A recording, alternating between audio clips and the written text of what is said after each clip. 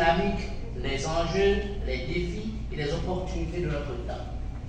Ce document participe en fait d'un référentiel évolutif en relation au prisme de la société civile, au mode vécu social des femmes et des jeunes.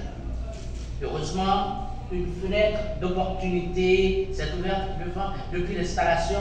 de 2 instances exécutives de la gouvernance transitionnelle. Que ce soit au niveau du Conseil présidentiel ou encore de la stratégie gouvernementale, il y a une vraie prédisposition à écouter et à interagir avec la société civile et avec les 2 catégories sociales que sont les femmes et les jeunes. Historiquement, ce sont 2 catégories exclues. Pour sa part, la société civile haïtienne s'est battue et se révèle aujourd'hui un acteur incontournable de la poursuite du rêve de reconstruction d'une nation haïtienne stable et intégrée. Mesdames, Messieurs, aujourd'hui, il est impératif que notre société tout entière rende leur place aux vecteurs de la transformation sociale,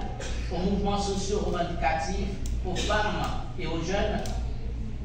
sont porteurs et porteuses des idéaux de progrès, des droits humains et des libertés civiles et politiques. Ce cadre stratégique d'action de la société civile, sensible aux jeunes et aux femmes, traduit en même temps l'engagement du BDH, tout comme celui des Nations Unies à travers le BINU, à continuer à accompagner et faciliter le renforcement de la société civile. Pendant plusieurs mois, la mobilisation était totale et aucun moyen n'a été ménagé pour réunir un ensemble de personnalités et d'organisations, y compris de jeunes et de femmes, dans des forums, des focus groups, des ateliers. Moins de 2 semaines après mon installation à la tête du gouvernement, j'ai eu le plaisir de lancer aux côtés du conseiller président, Joseph Brunel, le forum de discussion qui avait réuni des jeunes et des femmes des 6 départements du pays pour discuter de la meilleure manière de la société civile de contribuer à l'aboutissement de cette transition. Moins de 2 mois après, c'est un honneur pour moi et tout le gouvernement de recevoir le cadre stratégique d'action de la société civile sensible aux jeunes et aux femmes qui présente les résultats des 10 consultations conduites par le VDH avec la facilitation du groupe d'assistance à la transition GATT et la collaboration de BIN. Le gouvernement, par mon organe, félicite et remercie le VDH, dont le travail de renforcement de la participation de la société civile est remarquable. Les experts du GATT et tous les responsables d'organisations de jeunes et femmes qui ont participé à l'élaboration de ce document. À partir des représentations de cet après-midi, je prends note de la volonté et de l'engagement de la société civile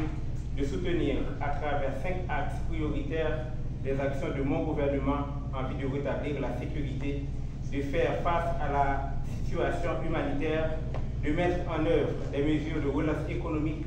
d'identifier des réformes institutionnelles, de mener à terme la révision constitutionnelle et d'organiser des élections pacifiques et inclusives. Je partage la vision que vous avez émise de voir au 7 février des leaders légitimes, dont des femmes et des jeunes, qui inspirent confiance à la grande majorité de la population haïtienne, élus dans la tranquillité, installés dans la paix, commençant à œuvrer dignement à la reconstruction nationale, la relance de l'économie, afin d'inverser la tendance de la